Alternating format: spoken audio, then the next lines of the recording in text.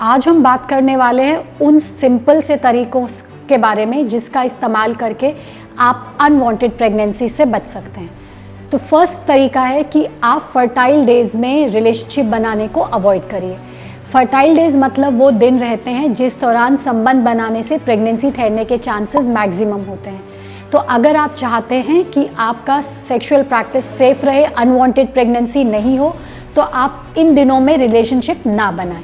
अब इन दिनों को कैलकुलेट करने का एक सिंपल सा फॉर्मूला होता है जो हमने अपने पहले वीडियोस में भी बता रखा है, लेकिन फिर भी जस्ट टू रिवाइज दैट, अगर आपके पीरियड्स रेगुलर हैं, टाइमली आते हैं, तो पीरियड के 10th डे से लेकर के जो नेक्स्ट 10-12 डेज रहते हैं उस दौरान आपको रिलेशनशिप नहीं रखना है। सेकंड, कुछ नेचुरल वेज हैं जिसका इस्तेमाल करके प्रेगनेंसी अवॉइड करी जा सकती है। उसमें आपको अपने मेल पार्टनर की हेल्प लगेगी कि वो इजैक्यूलेशन ना करें या इजैक्यूलेशन को प्राइवेट पार्ट के बाहर में करें, ताकि स्पर्म को अंदर जाने से रोका जा सके और प्रेगनेंसी को प्रिवेंट किया जा सके। थर्ड, कुछ सिंपल से मेथड्स हैं जैसे कि बैरियर मेथड्स। इसका इस्तेमाल करके हम लोग एक बैरियर क्रिएट करते हैं ताकि स्पर्म्स का पेनिट्रेशन अंदर नहीं हो, उसकी एंट्री नहीं हो और अनवांटेड प्रेगनेंसी से बचा जा सके। ये बैरियर मेथड्स मेल्स के लिए भी होते हैं और फीमेल्स के लिए भी होते हैं।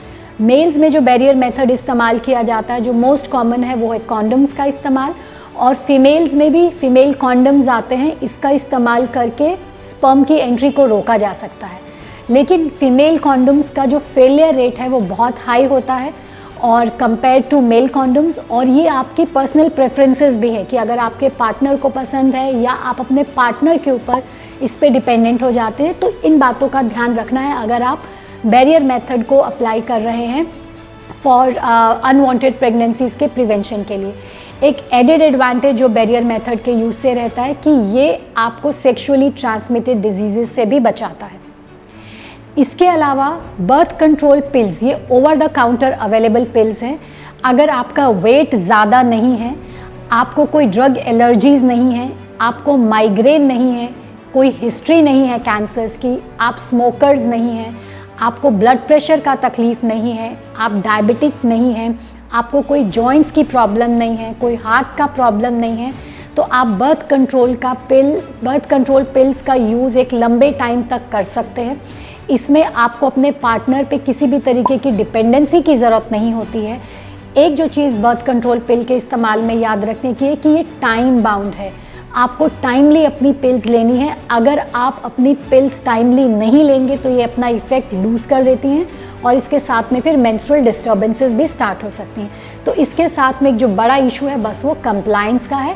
लेकिन अगर आप इस कंप्लायंस के इशू को मैनेज कर पाते हैं तो कॉन्ट्रासेप्शन के साथ साथ बर्थ कंट्रोल पिल्स के और भी बहुत सारे फ़ायदे हैं, जैसे कि ये आपके पीरियड्स को रेगुलराइज करने में हेल्प करता है।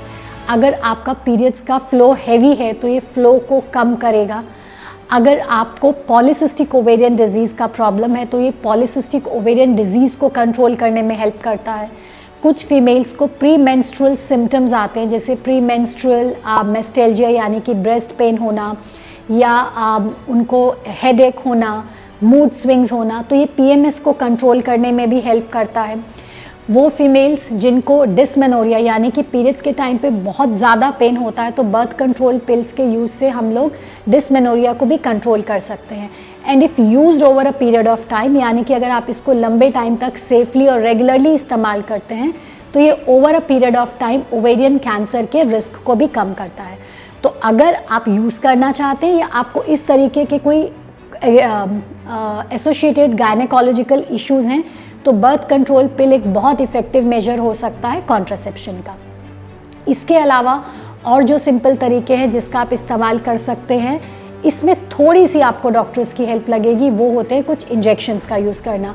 खासकर वो फीमेल्स जो लैक्टेशन पीरियड में यानी कि ब्रेस्ट फीडिंग में है तो वो रेगुलर पिल्स का यूज़ नहीं कर सकती है क्योंकि उससे फीडिंग कम हो जाता है, और लैक्टेशन के लिए जो पिल्स इस्तेमाल करी जाती हैं उससे पीरियड्स का इरेगुलर होना, कंप्लायंस इशू बहुत ज़्यादा हो जाता है, और आप उस फेज़ में ऑलरेडी इतनी ज़्यादा रिस्पॉन्सिबिलिटीज़ में, बेबी केयर के स्ट्रेस में रहते हैं कि पिल्स को रेगुलरली इस्तेमाल करना, टाइमली इस्तेमाल करना एक बहुत बड़ा हेडेक हो जाता है। तो इस टाइम पे आप इंजेक्शंस, कॉन्ट्रासेप्टिव इंजेक्शंस जो 3 महीने में एक बार लगाए जाते हैं, जिन्हें बोला जाता है डिपो-प्रोवेरा, आप उसका इस्तेमाल भी safely up to a year और 2 कर सकते हैं और अनवांटेड प्रेगनेंसी से बच सकते हैं।